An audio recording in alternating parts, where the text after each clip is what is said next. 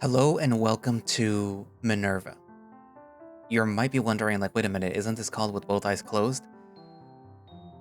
Yes, but not anymore.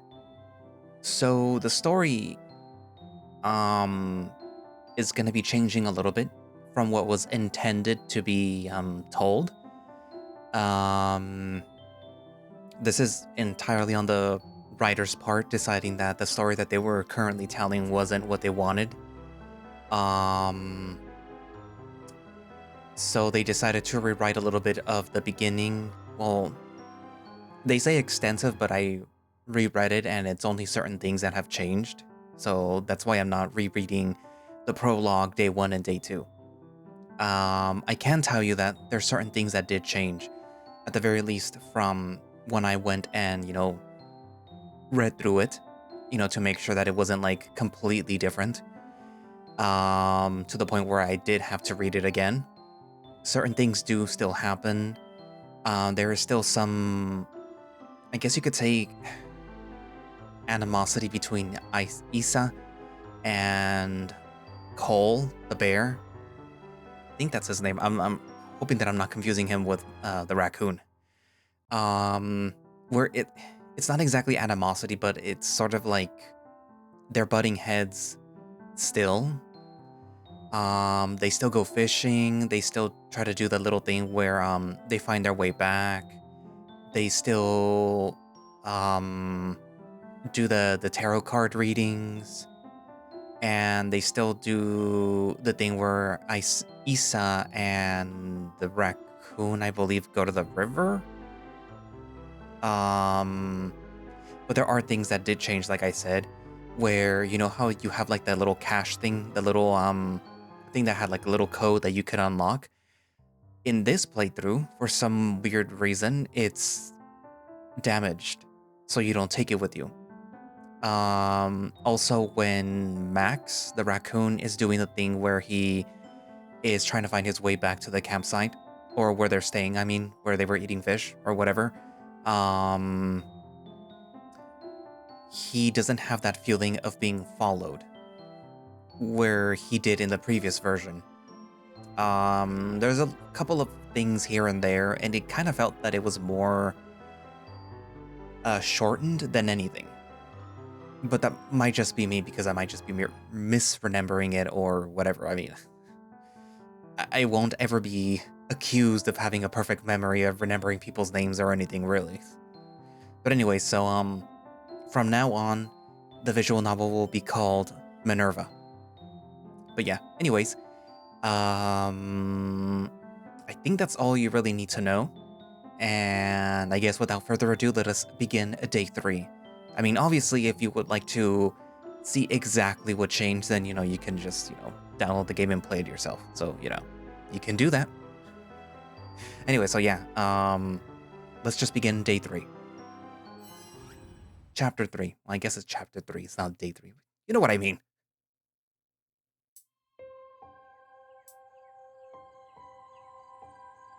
The smell of coal fills my nostrils as my mind flutters into consciousness. Every once in a while, I wake up super early in the morning, and today feels like one of those days. It sucks being the first to wake up at a sleepover. There's nothing to do, especially in a forest without any internet. I sit up and reach for my phone. It's 5 a.m. On the bright side, this gives me some time to myself. I pull my bag towards me and feel around for my moleskin journal. Despite having traveled with me for some years now, it's pretty much unused. The pages are blank except for a short recipe that Isa scribbled down for me on the way here. Chorizo con papas. Pork sausage with potatoes. I'd substitute the pork for chicken if I ever get a chance to make this. Now I'm hungry. I can wait. I put the journal away and lie back down next to Cole, soaking in his warmth. He breathes differently when he sleeps. When he's awake, it's typically shallow, restless almost, but right now it's soft and low. After a few minutes, I pick up my phone again and scroll through the camera roll. Old homework, tired memes, oddly specific videos. The only meaningful photo in here from the past year is from when me and Cole went to the aquarium. I had to get my wisdom teeth out and the local dentists were all booked. We ended up driving out to Seattle and took the opportunity to visit the aquarium on the way home. I checked my storage screen, and there's only a sliver of space left. Yikes, I really need to clean off the junk off my phone. You know, we could get you on my phone plan. I have more storage. How long have you been watching me? A few minutes. I woke up when I felt you moving. Why didn't you say anything? Because you didn't say anything, and I like cuddling. Cole leans forward and rubs his eyes. Hungry? Yeah, a bit. Let's go get something to eat. We get dressed, and he grabs our empty water canteen on our way out. Damn, this fog is something else. Kind of reminds me of those forest fire videos. Yeah, I've seen it get like this before in the spring, but it was never this bad. He sighs and shakes his head. There goes our clear night sky. That was one of the biggest reasons for coming here. What bad luck. 3 nights in a row? We should try coming here in the summer or fall next time. But then we'd miss the split sky Cole was talking about. And there's no way that we're spotting the outpost in this. We might as well scratch that off the list. Aw, but it'd be cool to see it in the spooky weather. We could still try to find it if you really want to, but realistically it's not gonna happen. He opens the back of the van and tosses me a bag of trail mix. Do you want to get water with me? We need to boil some since we're out of the bottled stuff. Sure. I'm too preoccupied with separating raisins, peanuts, and chocolates from each other to say much more. You know, if you were that hungry, you could have just woken me up. I don't mind. I shrug. Seriously, this fog is crazy.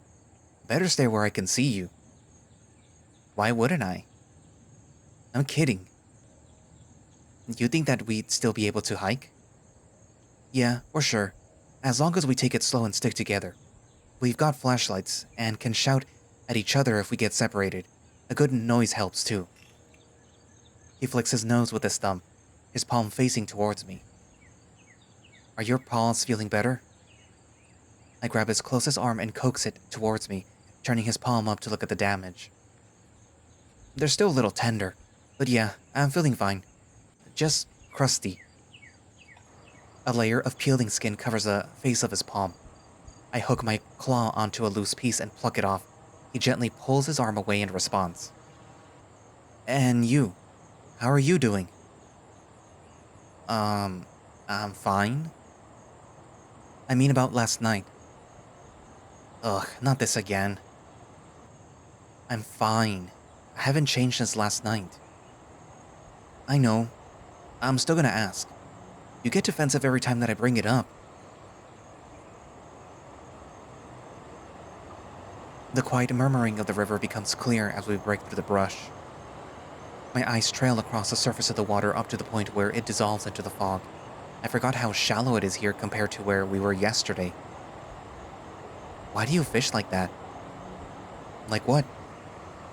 He lowers the bottles into the river, dangling them by their caps.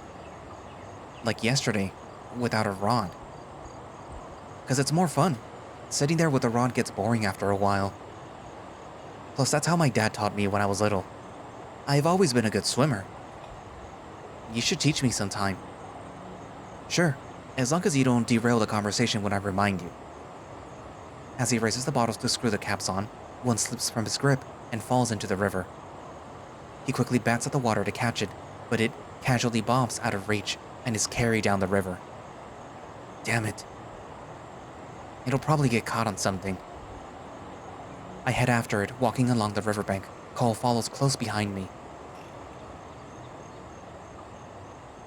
We need to talk about last night, and the last time. If you want to do something, I offered. That offer is still on the table. It wasn't a good time. How about next time? He huffs and slows down. I don't match him. We come to a point on the river where roots have overgrown the bank. disturbing the flow of the water and kicking up dirt from below. Our blue canteen is caught there, futilely bobbing against the blockage to the rhythm of the river. Muddied water pours from it as I pick it up. It feels like you're badgering me. I don't understand why you won't accept my answer. You know that you can talk to me about any... I know. I let the current fill the bottle for me while Cole waits with his arms crossed. I hand it to him and we head back to camp. Is the plan still to go hiking? Yup. How exciting. We could have gone hunting if it wasn't so foggy. Now that would be fun. You mean like with traps? With the rifle? So that's what's in the box? I thought it was for tools or something. A tool of destruction, maybe. I'm sure you'd love to fire it off at something. Absolutely. I prefer a bow. I know they're harder to use, but there's something so graceful about them. My favorite D&D character was always an archer. Oh, Aurora, my beloved. What I would do to avoid that TPK. Although her death is kind of what let us actually finish our Fellwind adventure, ultimately would put a nail in the half-caster coffin. No reason to ever pick up a ranger or artificer over a cleric or a wizard. The value of high-level spell slots can't be made up for by niche perks. Like, genuinely, what am I even meant to do with an alchemist? I guess they do tend to be more flexible, if nothing else. A full caster's divine strength is just as oppressive compared to everything else, even if balanced out by intentional weaknesses. Regardless, I'll always take a rapier over a broadsword. Pickles? Anyone? Gimme. Cole passes her an unopened jar of whole pickles, and she pops the lid off with ease. I'm gonna go refill our bottles again, unless you feel like drinking the hot dog water. He winks at me. This is going to haunt me, isn't it? I take this chance to skewer the last hot dog. Did he ever fix the hammock? I put it back in the trunk earlier. Didn't check to see if it was functional or not. I hum an acknowledgement. At least it's not still on the ground. You never told me. What happened to your flight to Memphis? She sits up straight to address me. I missed it. Of course.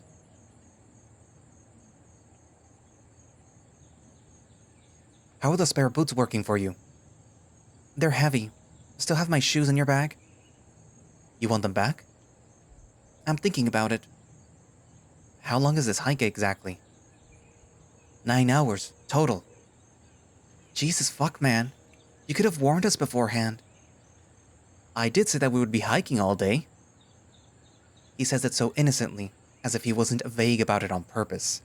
But his face is too genuine, it's hard not to believe him. Honestly, I'll just walk barefoot. We could trade shoes. We do wear the same size. Nah, I've got tough feet. The trail has become a winding dirt path with a few rocky sections. It's more or less how I imagined it to be. Cole shifts the weight of his backpack on his shoulders every few minutes. It's one of those bulky mountaineer bags. I think it's completely unnecessary and looks silly, but in a cute way. He insists that we bring it along, just in case. Isa or I could probably fit in there, and Cole is definitely strong enough to carry us. Would be pretty funny to see if he'd actually be willing to do that. So, what did y'all think of orienteering yesterday? It was fun. I'd do it again. I would have beaten you if you tried. Huh, how about you? It was alright. Felt weirdly fast. I wasn't even rushing or anything. Just lost track of time, I guess. Being outside kinda does that. Wow.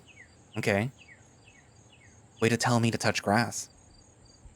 We should totally do it again on our way back. What, in the fog? Yeah, then the GPS might actually be useful. I wouldn't recommend it. If you leave this trail, you're gonna get lost. Fine. It wouldn't be a challenge racing either of you anyway. We continue walking for a while, following closely behind Cole. Man, it sucks that the cache was ruined. I'd kill for the internet so that we could check if anyone else had noticed it yet. See if it's get repaired anytime soon. It looked like it had been that way for a while.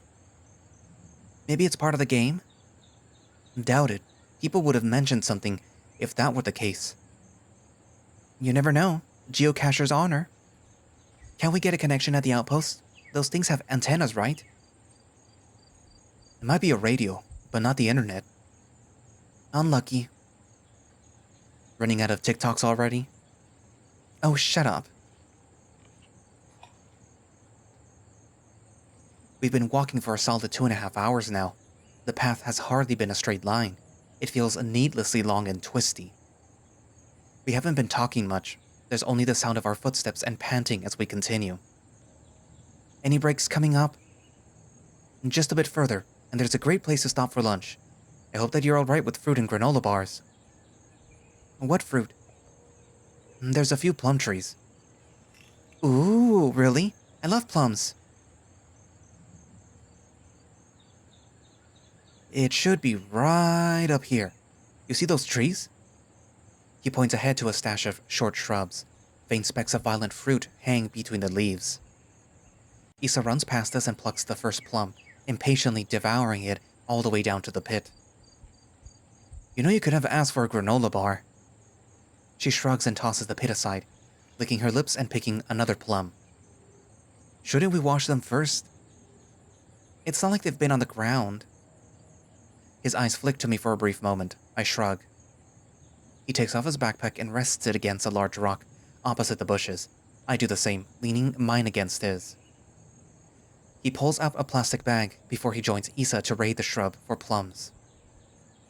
The darkest ones are the most ripe, just so you know.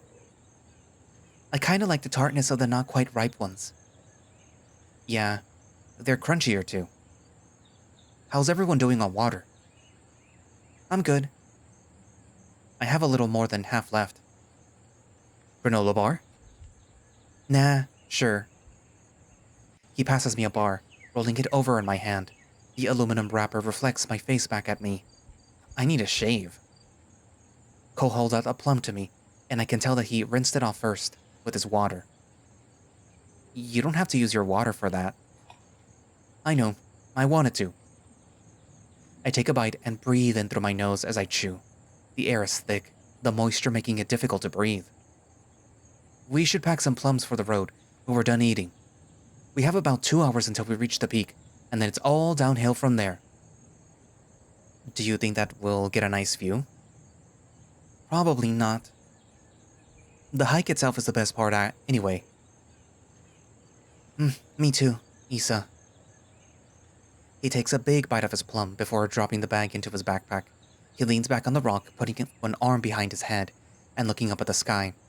Or where the sky would be if everything wasn't covered in a gray haze. He's clearly missed this. After a few minutes, we get ready to continue. Alright, I'm gonna go to the bathroom before we go on. He disappears into the mist, heading back down the path that we came. The loud thuds of his footsteps against the dirt mellow out until there's no longer any sound. I take the opportunity to retrieve the bag of plums from his backpack. Still hungry? I smell mulberries, so I'm gonna pick some of those for the road too. Good idea. I follow my nose to a short distance up the path, to a patch of mulberry bushes. I've had these before, and they were really good. I pluck a dozen before I stop bothering to count, simply taking the amount that feels right. Do you want to try? Shh. She stands deathly still, ears perked and eyes scanning the fog behind the plum trees. I perk my own ears, listening intently. It takes a second for my ears to key what she's listening for. Cole? The sound of slow, laborious footsteps comes from the other side of the plum trees. I dart back up onto the boulder and crouch down as quietly as I can. I watch as the crunching of twigs and ruffling of leaves gets closer. Its form is tall and lanky, swaying heavily with each step. A moose, or a large deer? It doesn't have antlers, and when it stops to smell the air, it stands up on two hind legs. What is that? A bear. What? No, it... She's right. It's an emaciated bear, extremely thin for its great size. Its patchy fur swings loosely as it walks. Don't move. Be quiet. It's only a few meters away from us. I want to get a better look at it, but approaching it is downright suicidal. Issa doesn't seem to mind at all, though. She's still standing with her chest puffed out, looking bored more than anything. I kind of want to throw something at it. Shut the fuck up. She doesn't understand ASL, but she understands the message. It shudders as it walks, like its bones are loose, undulating with the force of each foot hitting the ground. Luckily, it ignores us, continuing straight down the path that we came to get here. We wait until it's well out of sight before turning to look at each other. Well, that was odd. I know, right? Like, what could have happened to that thing? It looked like it was starving. Maybe it was sick or something? Maybe. I'd be pissed if I survived hibernation just to wake up dying like a month later. Someone's gotta put it out of its misery. It could have just been old and reaching the end of its lifespan. Circle of life, you know. At least it didn't come for my berries. Want one? Hell yeah. I hold the bag open for her while she reaches into it to grab one and pops it into her mouth. Oh, wow. That is pretty good. Aw, what? It didn't save. What didn't save? Leaning over her shoulder, her phone displays an out-of-focus picture of me from behind. The picture. I could have sworn that I got the bear in this. Now we just have your ass in the camera roll. More footsteps catch our attention, and we both snap back to looking down the path. The hurried clumping of boots is familiar, though, and soon enough Cole appears from out of the fog. I can't believe you missed it. We just saw a bear. We should go. I was gonna pick some more mulberries, so just wait a... He rushes straight to his backpack, throws it over her shoulder, and then grabs mine as well, and starts walking without us. Second. Hey, hold on. I run to catch up with him and tap his arm. He doesn't say anything and continues walking briskly. Issa clears her throat to get his attention. I don't really care. Let's just keep going. I don't want to run into it again. He says it all bluntly. It could have just been old, reaching the end of its lifespan. Circle of life, you know. Cole stops and turns to look at her with a blank expression. Then he turns to me and hands me my backpack before continuing to walk again. Issa and I share a glance. Are you alright? Yup. Did it catch you off guard, taking a shit? I can't see him roll his eyes, but I can tell. No. He walks in silence in front of us for a while, until I feel the need to speak up. Can you hang back for a bit? I guess.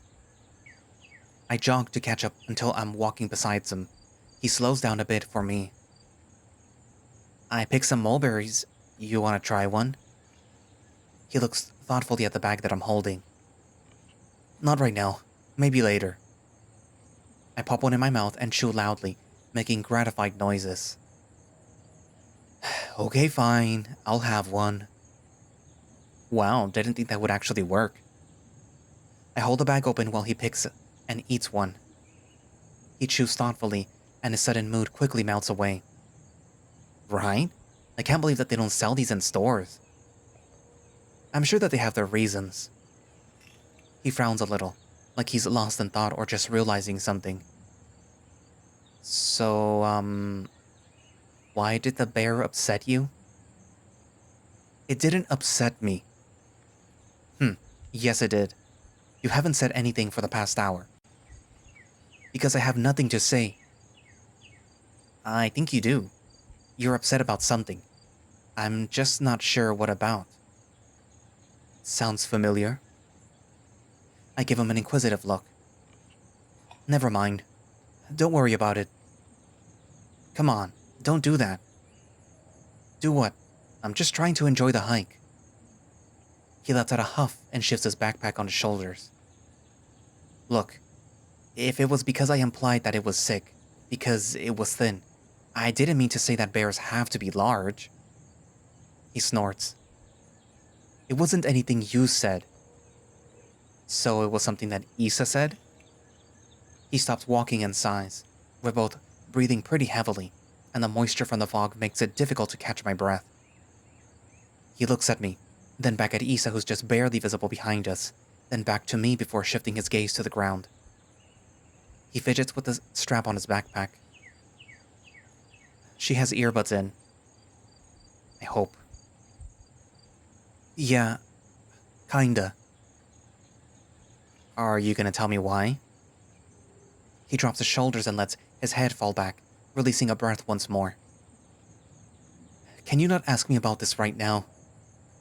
What, so you can hound me about the same topic that I've answered 100 times, but I can't ask you anything? He seems a bit shaken at that. He continues walking up the trail, and I follow beside him. You know how my dad had a really bad smoking problem, and how it got worse before he died? Yeah, you told me about it. Well, Isa was the person that he would buy from. She knew him before you dated? Not really. He was too weak to go out, so he'd ask me to buy him cigarettes and disposables or whatever from Stella. When we started dating, it was easier to just buy it from him. I didn't know that you were friends with Stella. I wasn't. She was just the closest person with drugs. Anyways, before he died, he just looked like that bear. Like a skeleton wearing a potato sack. I tilt my head at that. I know, it's a weird comparison.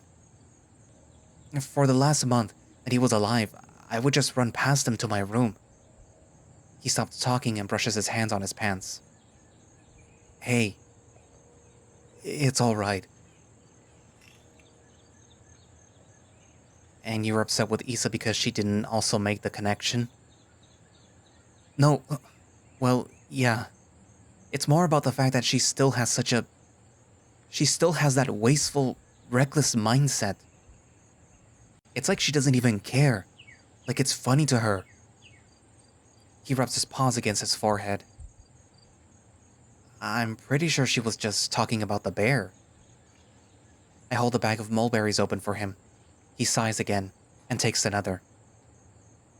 Yeah, I know. I'm being unreasonable. I feel like he isn't being entirely genuine. He's still gnawing at that pit of anger. It's alright to be sad about it. I just don't think that it's fair to direct it at her. I'll try not to. It's just hard not to draw the connection. You ever see something that reminds you so much of someone that you don't have in your life anymore? Sometimes. He notices me fidgeting with a plastic bag full of fruit by poking holes in the handle, and he holds out his paw. I sheepishly pass it to him, and he tucks it away in his backpack. You think your dad would have liked me? He would have been happy that I wasn't single. He expected you to be in a relationship? He expected me to do things the way that he did. That's why I'm in finance. It was the only major that he said that he'd paid for. Obviously, he now has no say in what he is or isn't paying for, but that's besides the point. You never told him you're bi then? He wouldn't have cared so much about that. He wasn't homophobic. He was just used to the conventional. Yeah, my mom is kind of the same way. I wasn't allowed to choose my fur cut until I was like 14. I always wanted it round. She wanted it sharp. Neither of us say anything for a while. I either kill the conversation or we're just tired of trying to talk and walk at the same time. Issa still follows behind us for a reasonable distance. I hope she isn't feeling left out. Eventually, Cole stops. What's up? He lets his backpack down and takes a deep breath. We're here. I turn around and wave at Issa. She seems to get the idea and runs up to us, removing her earbuds in the process. Once next to me, she sits down and spreads her legs out in front of her, stretching towards her toes. We've reached a plateau on the mountain with a wide field of dew-stained grass and harebell flowers. Beyond the flowers, on the other end of the plateau is a sharp drop into a cliff overlooking the very woods that we've been wandering. Only the tips of the pine trees below are visible through the fog. It's like staring into a gray void. So why did we come up here if we can't even see anything? It's about the journey, not the destination. Honestly, I'm not looking forward to the trek back. Actually, the path back is a whole lot shorter. It would have been tougher to climb up that way, but it's not so bad going down. You're kidding, right? There was a shorter path available, and you chose to bring us the long way? Trust me, it's not fun going up that way. There's some climbing involved. And anyways, again, it's about the journey. Yeah, okay, whatever. Come on, it wasn't that bad. And if it won't take long to get back, then I'm happy. She doesn't respond. Her tail simply bats the ground in annoyance. I'm gonna go pee. Go piss, girl. Don't fall in. Think of me. Have fun. Save some for later. Be safe. She fades into the fog's caress. I didn't realize that you met her under such, grim circumstances. That's just how we started talking. I guess. Did you start dating because it was like a proximity thing? Like you were just around each other so much that it didn't make sense not to? You'd have to ask her. She was the one who asked me out. Really? Look how long it took me to ask you. Eh, it was only like 2 months, right? You moved here August 28th, and we became official October 28th. 2023 is a real mess in my mind, between moving to a different country and everything else. Did you know that you liked me right away? Kinda. She thought that I'd like you, so Issa was the one who planted the seed. I was too nervous to say anything. I had to wait until you were inebriated. Stop calling it that. It was only localized anesthetic. I would have said yes if you had asked before then, but you chose a good place.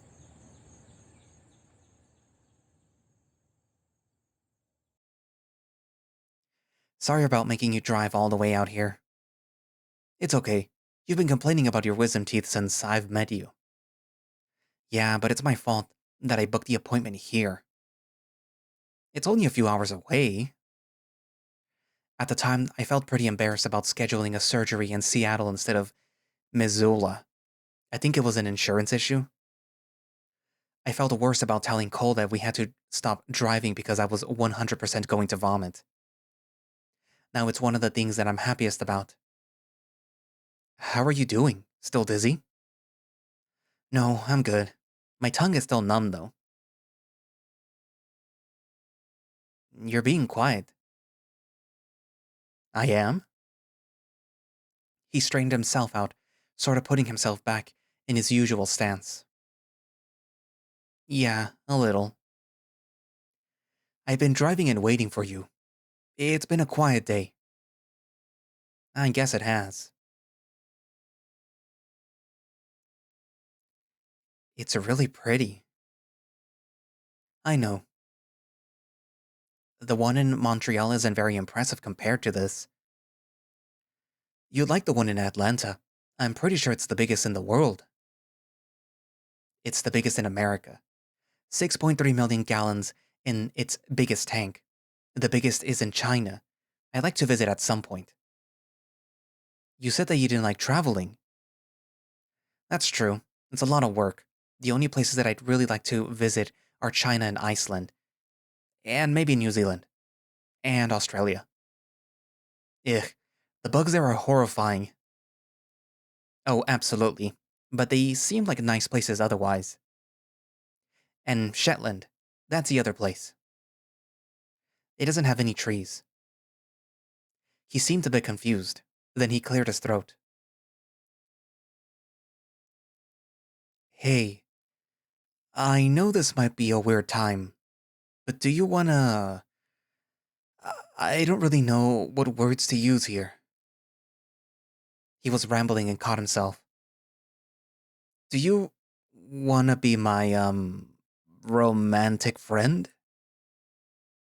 In hindsight, I'm amazed that I didn't burst out laughing. You mean partner? Yeah, if that's the term that you want me to use. It is.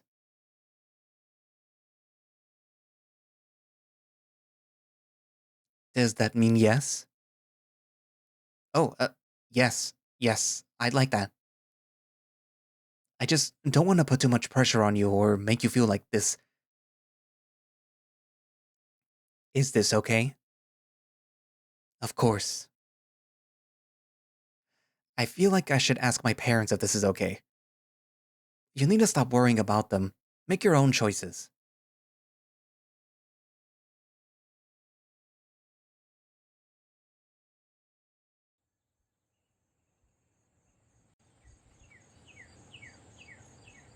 Holy shit, Max! She runs out from the bushes, a wide grin on her face. I found something. What do you mean? There's like a building. Like the outpost? No, that's something else. But we're not messing with it. You've seen it before? What is it? It doesn't matter. We're not messing with it. You're no fun. Come on, it's over here. She ducks back into the brush. I move to follow her, but Cole grasps my arm. Can't we just take a look? It's gonna bother me forever if we don't. He grumbles, but lets go of my arm. We head pretty deep into the brush. Why go out all this way just to pee? Smoking, obviously. Issa stops next to a large outcrop of shriveled vines growing along a stone surface. She reaches up and rips away a section of the vines. Behind the veil of nature sleeps a weathered monument. Most of it is still covered in vines, but it looks to be about 3 meters tall and 3 meters wide. The overgrowth of plants would indicate that it's been here for ages, yet the stone itself almost looks brand new. There are no cracks, and the ornate detailing covering the surface hasn't faded at all. The markings depict an olive tree, its branches reaching for the top, but the corners coalescing down to form a pillar at the base of the trunk. Why would someone put this here? It's some kind of religious monument. It's been here forever. Issa wastes no time at all, already climbing on top of it to investigate. I see her look around and then pause, something catching her eye. Oh my god, this is a tomb. Why wouldn't you tell us this is here?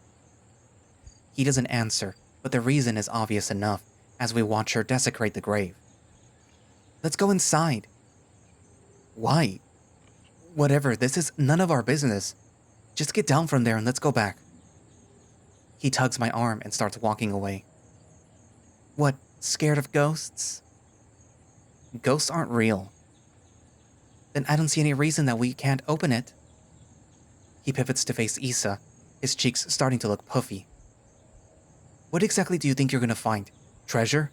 It's an old corpse. Come on, dude, you're no fun. Maybe there is treasure. You don't know. Maybe whoever is buried here is famous. This could hold some historical significance. Max, you're a librarian. Don't you at least want to know who's inside? You could add it to that state records or something. I guess she's got a point. It's still disrespectful to whoever's inside. They're dead. I don't think that they would care either way. Come on, we both want to open it. Let's do it. She hops down and finds a crevice that could be a blocked entrance. She digs her fingers into the gap and tries to pull it open. A little help? I hope it isn't stuck. I step towards her, but Cole stops me. Look, just let me do it. Don't hurt yourself. Issa throws her hands up and steps back. With two mighty paws, Cole wrenches the door open a few inches. The stone slab shrieks as they scrape against each other, spurring clouds of dust into the air like defiled tears. Whoa. What? It's freezing. I can feel what he means even though I'm the farthest from the door. It doesn't feel like your typical coldness. It's like the cold is coming from inside of me, the warmth stolen from my body. He forces the door to open a few more inches as the tomb cries in protest, just wide enough for any of us to fit inside. God, that's heavy. Alright, get a good look, but please make it quick. Issa shines her phone flashlight into the tomb. Similar detailings lines the inner walls. The images all seem to indicate some form of nobility, grandeur, or divinity. In the center is a raised platform, its sides engraved with intricate lettering. On the platform rests a casket, completely obscured by a thick brown mold. It looks like my grandparents' carpeting.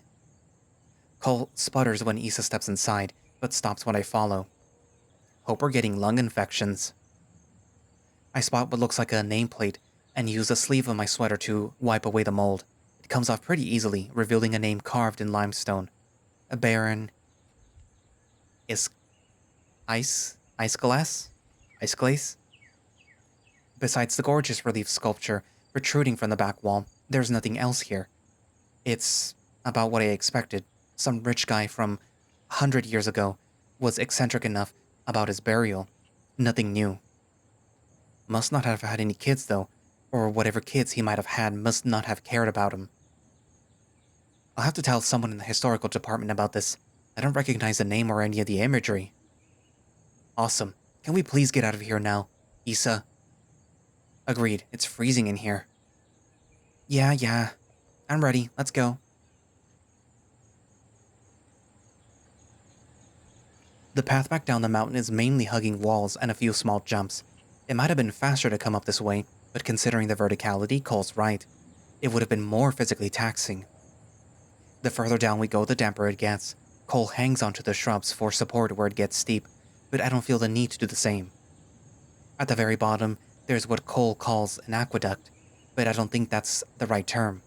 It's a mostly dried up stream that's buried into the crevice where the mountain meets the ground. The inside is comparable to a water slide, the walls smoothed by thousands of years of erosion. Now only still rainwater and sticks remain at the bottom. Occasionally I see an antler stick up from the water, and while I'm tempted to try to grab one of, it's far too deep to actually reach.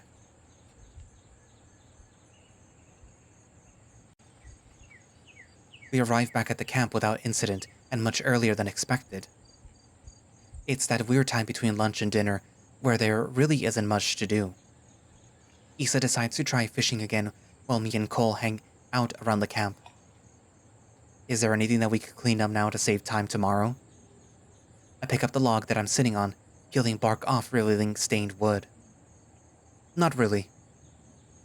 Cole squatted down and leaning against the van, picking at his teeth with a claw. You think that she'll catch anything? Nope.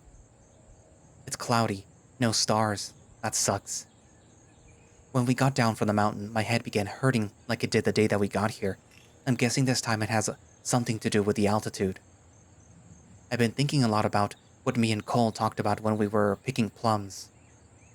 Specifically Stella. Why are they both so weird about her? I met her once when we came to Montreal, and she seemed wonderful, but Cole has some kind of aggression towards her. And Issa, maybe disgust? I'm not sure what her reaction was when I asked. You think that it's about time to get started on dinner? He releases a deep exhale and stands up. Yeah, not like we're gonna get any fish. You don't have much faith in her. You know how she is, and the water isn't deep there. There's no big fish. I pull out the ramen packets and set them aside. Can you get the fire started? He doesn't respond, but opens a glove box and pulls out the lighter. Why don't you like Stella? He droops and shakes his head. You love jumping to conclusions. Okay, why does it seem like you dislike Stella? He takes a newspaper from the trunk and ties it into a knot. She's the reason Issa was an addict. She makes life worse for everyone around her. For someone who confuses people's comments about wild animals with his own father, he can be painfully unsympathetic. That's a mean thing to say.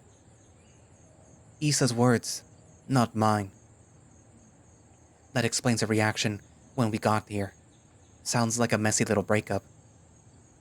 He lights the ball of newspaper on fire and stacks on Issa's twigs. The fire soon coughs into life. 4 ramen packets should be more than enough. I'm not a huge fan of the kind that you boil. It's too watery for me. I think the cup kind is better. Hey. She emerges from the brush with a fishing pole over her shoulder. I didn't catch anything. I wasn't counting on it. That part of the river isn't good for fishing. She puts the pole back in the trunk and prances over to me. You're making ramen? Nothing special. I didn't feel like foraging again. She sinks into the log and pulls her phone out from her pocket. Again. It, again, has no connection. She shoves it back into her pocket. Again. The soft pittering of the bubbling water calls to me. I drop 4 blocks of dried noodles into the water, careful not to splash too much. This is just as bad as when we got here, isn't it? It's like they want to fight with each other. I really should have expected this. Whatever. We're leaving tomorrow. Just gotta remember not to push them together in the future. It's still cloudy, just as bad as it has been the past 3 days. Next time without Issa. My ramen ends up watery. You could drain it, you know.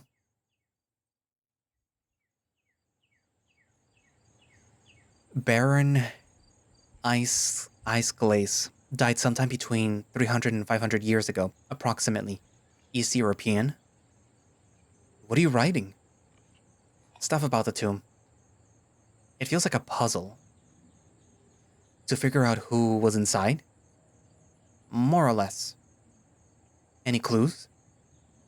Olive tree imagery, divinity, lots of patterns. I'm sure that this is pretty easy to decipher. I just don't have the toolset to do it right now. Patterns? Like Morse? I don't think so. But I don't know Morse code. Here. He takes a notebook and pencil and begins writing down a Morse code chart. Look familiar? I don't think so.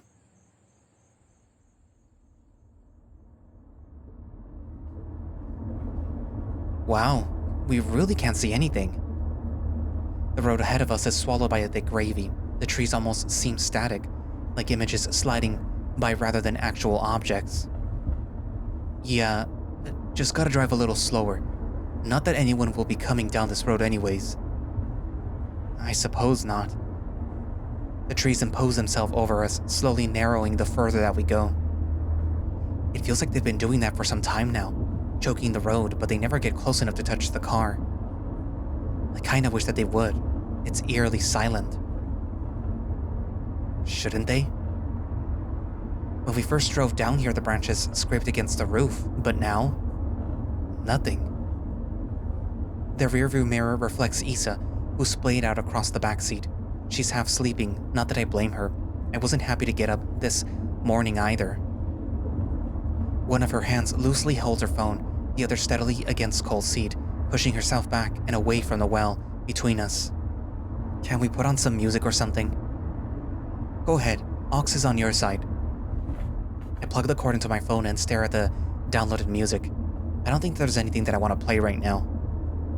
Cole gives me a glance when I put my phone down. After a few minutes of silence, Cole slows to a stop. That's not right. The road in front of us is blocked by a thick growth of roots, the asphalt broken up from beneath. Do you think that we can drive over it? Not in this car. The road was fine on the way here. Other than when they smashed their heads into the ceiling. So, what now? There's always the other direction? Can we make it home that way? I think so. I haven't ever gone down that way, but when I was 11, the road was blocked off for construction. The roads further up are winding. All the turns made accidents super common, more than the state light, so they cut out the turns and made a straight path through the mountain. Manny, one of my dad's friends, said that it made the fork just outside of the tunnel an even worse area for accidents. I thought that you said no one comes through here, though. They don't. The split after the tunnel has 2 paths. We're on the side that no one turns to. It's going to take so much longer to get home, though, and I don't know those roads well. We'll need to get directions. Don't we have a GPS? It's just a small handheld one, but it might work. Where is it? I don't know. You had it last, right? They both look at me. I check my pockets and nothing. I remember using it yesterday, but I don't remember what I did with it after that. I look away sheepishly and scratch behind my ear. I'm not sure where it went. They both look disappointed, and I can only shrug. Guess we're turning around.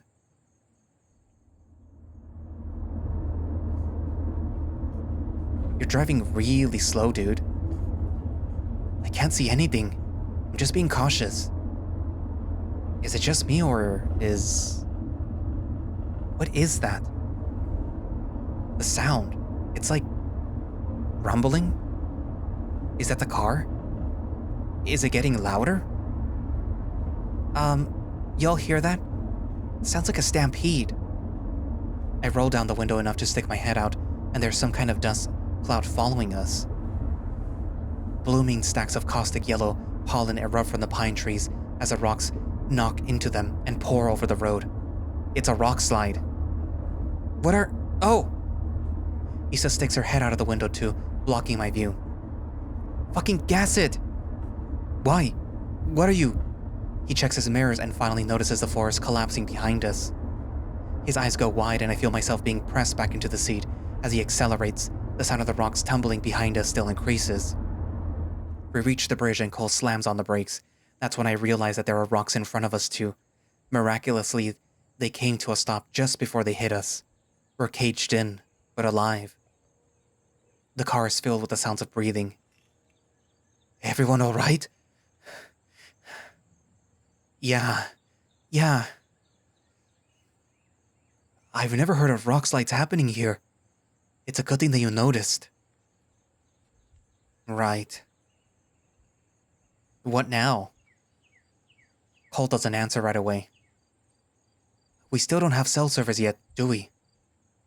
Issa pulls out her phone. Nope. The only thing that we can do is get out and walk. Once we get through the tunnel to the other side of the mountain, we'll have service. No more walking.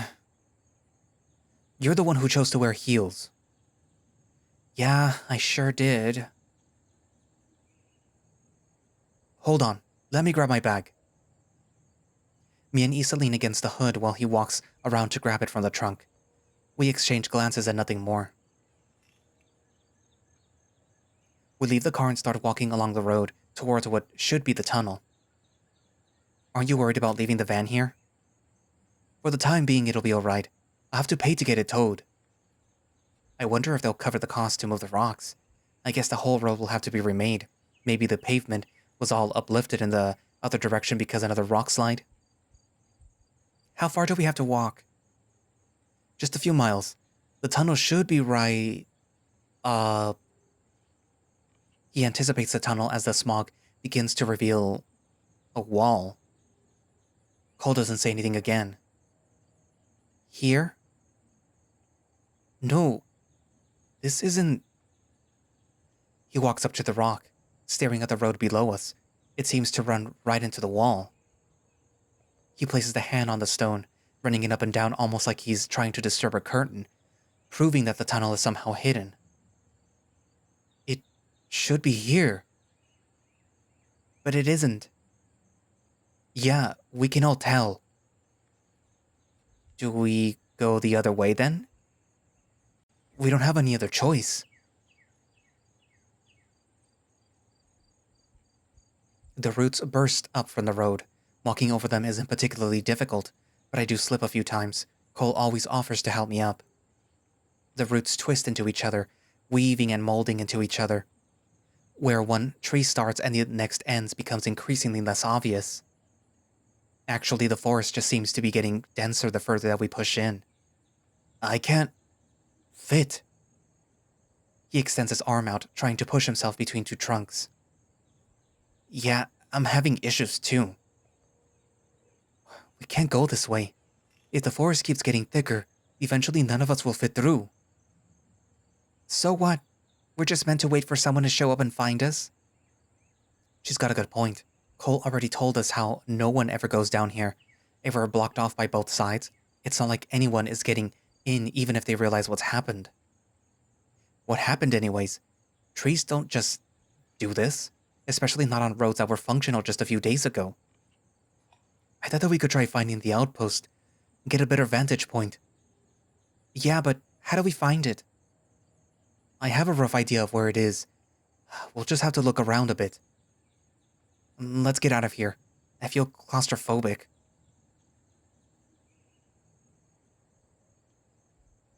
I don't understand what could have caused this in the first place. Maybe an earthquake? That would explain the rock slide. And maybe the shifting of tectonic plates moved the tunnel? I didn't feel anything. Never heard of an earthquake that does anything like this. I have to second that. This feels paranormal. I quietly roll my eyes. Paranormal. I'm being serious. I mean, we did just kind of open a tomb. Ghosts aren't real. Okay, then tell me when you found a better explanation for all of this. I will. Stepping down from the roots onto the road is a nice adjustment. I think I prefer standing on flat ground where I don't have to worry about losing a shoe. The outpost should be somewhere this way past the river. He gestures out broadly to the forest. Unfortunately, traversing through the brush here is painful. It's thick and much of it is dead or decaying, leaving behind sharp sticks that pick at our legs. So are we just waltzing around until we find something? That's the plan. Not really a plan. Truthfully though, I don't see any better options. The fog obscures everything around us. Splitting up is just asking for someone to get lost, and without the GPS, we don't know the way back to the river or the camp. We seem to look back around to the river multiple times, and at some point it seems like the forest thins, and I think we're getting near an edge, and we can just walk right out. It never actually is. After nearly an hour of searching, I'm starting to think that, just as a road goes in circles, we might just be walking in a loop. This is hopeless. You've got the better idea? She opens her mouth, preparing for a snarky comeback, but fails to find her words. That's what I thought. You don't have to be so fucking rude about it. You don't have to complain about it either. She sounds more exacerbated than angry. To an extent, Cole seems to be sympathetic. I'm still not quite sure about this whole situation. We aren't in any imminent danger. We have food and water in the van. Aside from my headache and somewhat damp socks, there's not much bothering me. If we ignored their constant bickering, of course. Through the layers of trees, mist, and leaves, an intelligible form dances between them. A bird. An owl. One of the trees it passes is more geometrical than the rest, rusted to the same color as the trees. There is a red-brown steel beam hiding among them. Hey, that's it, right? I point towards the beam and their gazes follow my arm. Isa doesn't wait and runs up to it, us right behind her. Below the structure, mulch and wet mud congregates on the mud. Mushrooms and dog vomit mold litter the ground. There's no ladder. They must have pulled it up. Just look around. Must be rolled up or something. I literally just did. No ladder. I back up to where we had walked towards the tower. From here I can see a rusted ladder affixed to the higher levels of the tower. It looks like the kind that slides to minimize space. If I could just get up there, I could probably get it to slide down. Let's take another look. Do you really think? I just gotta find my raccoon talons to climb up there. There is a tree that runs parallel to the one of the beams, about a meter or two away. I take off my shoes and socks and steady myself against the base of the tree, looking for a ridge in the bark that I can hold on to. Once I find it, I start climbing. By hugging myself to the tree, I am able to sink my way up. Once I've reached branches, the process of climbing becomes much more trivial. I don't know. Try and... The distance between the trees and the ladder is a little more than I thought it was, but I think that I might make this jump. 1, 2... I land easily on the ladder, my feet scraping against the step as I lurch to a stop. The ladder itself doesn't budge. Maybe it needs a little force. Trying to make the ladder pull free goes nowhere. Whatever joints that let it slide must be too old to work. Just above my right hand there's some sort of latch. Maybe that's... Whoa! The ladder falls freely below me, firmly planting its feet in the ground when it reaches them. While the ladder holds on, I do not. I am thrown firmly against my back into the grass, attempting to exclaim fails, leaving only my face to express my shock. Max! Air floods back into my lungs, and despite the fall, I feel fine. The force must have been distributed evenly around my back, like laying on a bed of nails. I found the way up. What? How? I climbed a tree. Cole offers me a paw to get up, which I take. They both look at the tree behind me, their eyes following it up to where the ladder fell from. You climbed that? Yep. Wasn't too hard. It's a lot easier without shoes. I wave a shoe in my paw, the other halfway up my foot. Why wouldn't you ask me for the rope? I didn't need it. Shall we go up then? I gesture towards the ladder. Cole steps up, volunteering to be the first to ascend. Carefully. This thing is a sneeze away from falling over. The stench of the rotting wood sticks to my nose. I can't tell if it's just me, but it feels like the whole structure is swaying in the wind. Let's be careful. This thing feels unstable. It feels fine to me. She leans over the fence that imposes itself over the perimeter. Discouraging this behavior is only going to egg her on to do something riskier. The structure is almost sunken in. We should be above the trees, but instead the Firewatch sits at the bottom of a bowl of trees. They must have chopped down everything around it, but since they've grown back in, the ones farther away from us are the tallest because they've been here the longest. I walk ahead and find the door. There is a padlock keeping the handle shut, but it comes loose with a small tug. Must not have been locked in the first place. The inside of the outpost smells worse than the outside. Something has definitely died in here.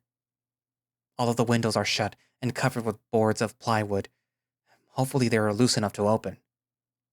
I cautiously walk to the opposite wall and graze my hands along the ridges of the wall until I find what I think is a window.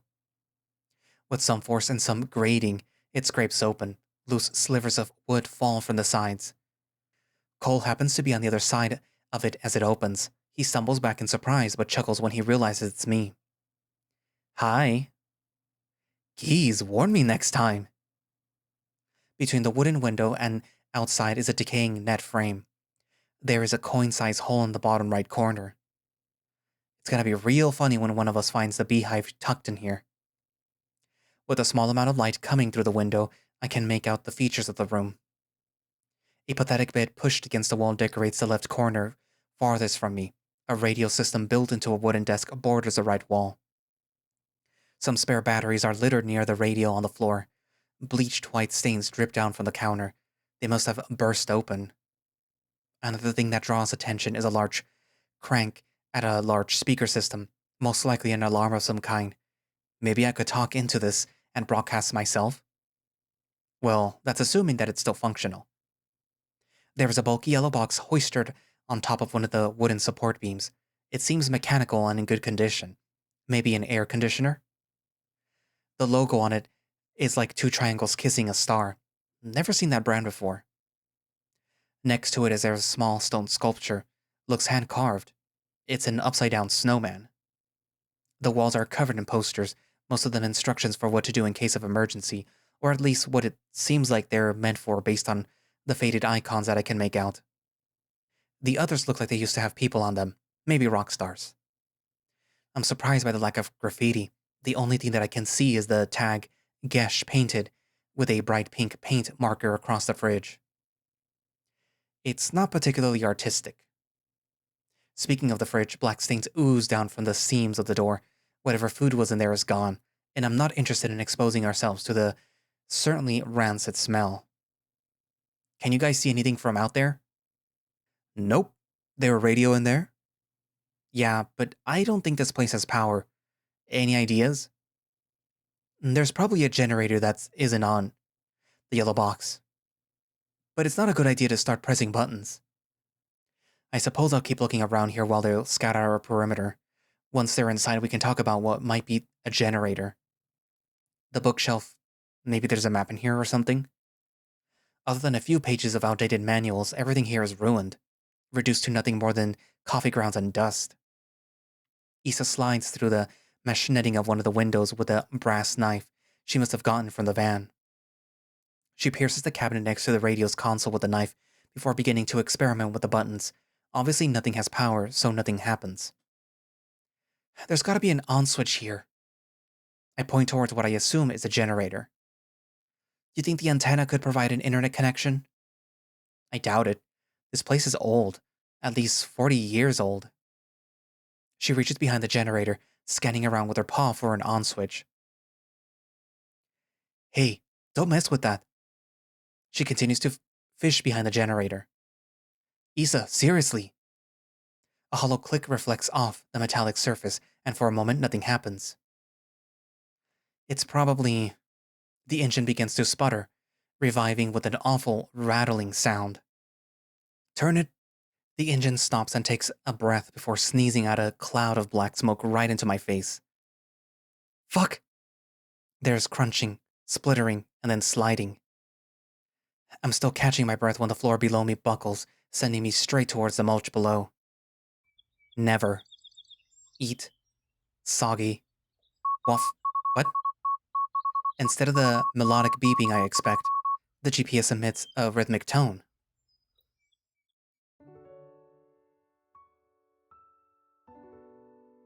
That was... weird. If I recall correctly, that is the part where... Max is trying to do the thing where orienteering, where he has to try to find his way back to the camp. So did it reset? Okay. I know that the creator is trying something different with this story, so maybe, that's what's happening right now. I also think, let me see. I think if I... Yeah, see. We have the prologue, we have chapter 1, we have chapter 2, and chapter 3, which is the one that I'm reading right now. The artist is... Well, the main creator is the one that does all these. They're very good at that. So there's chapter 4, 5, and 6, and 7.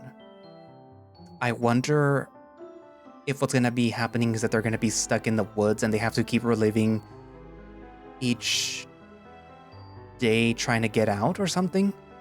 And something keeps happening that keeps them stuck inside. Also, it isn't just because I want to play the new Silent Hill 2 remake, video game that just came out. I literally bought it and I haven't played it because I don't have time.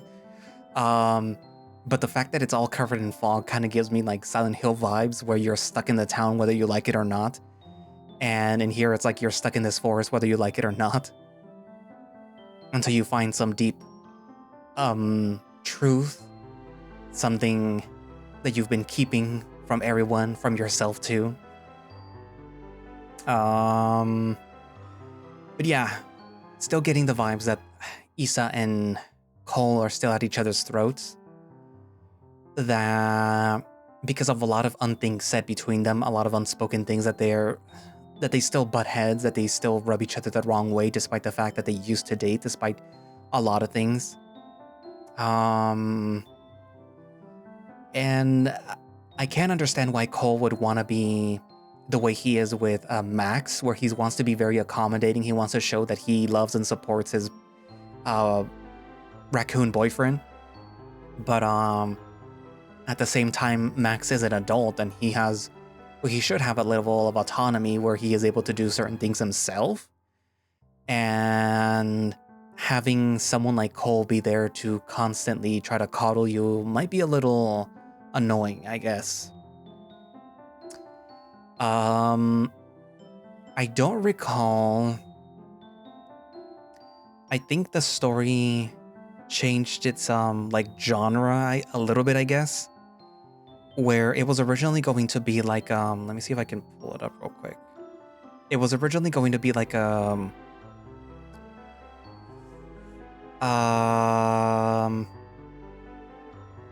okay, let me repeat what the creator said. When they originally wrote the story, they were writing it and they were being they wanted to write a story similar to Arches. If you know Arches from my channel, then you know what I mean. There was another one that they also took heavy inspiration from.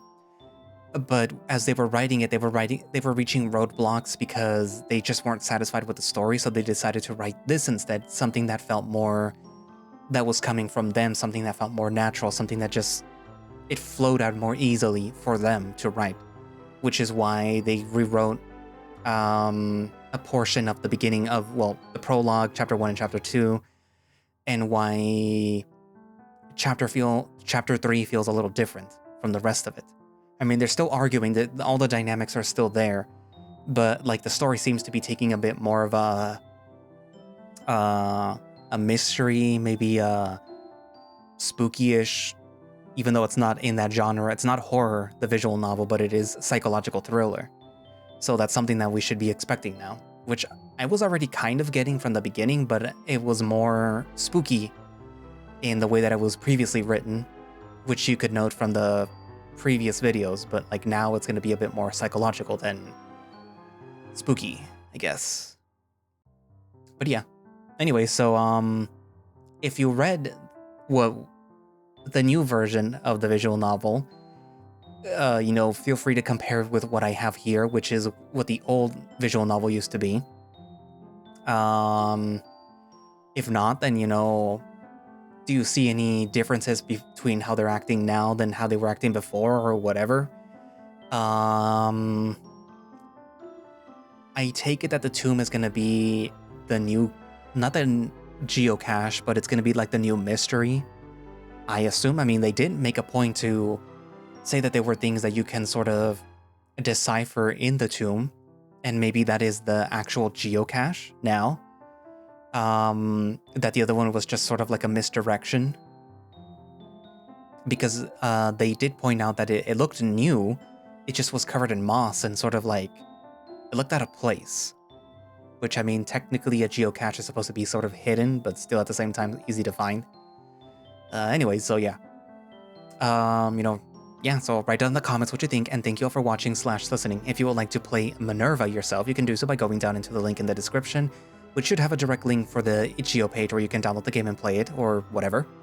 Or if you want to, stay up to date, then the Twitter page will have that information on there.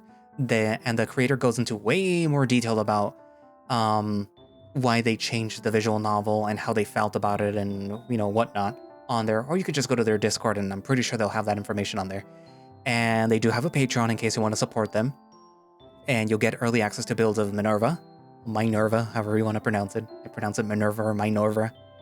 Minerva. But yeah, so they have that, and all those links will be down in the description, along with my links, my Ko-fi, my Throne, and the link in case you want to, subscribe to be a channel member and view these videos before everyone else. Yeah, you'll probably be watching this in November, but it's being recorded in October, just so you know. But yeah. Anyway, so I guess that's it for now, and I will see you guys in the next video. Bye-bye.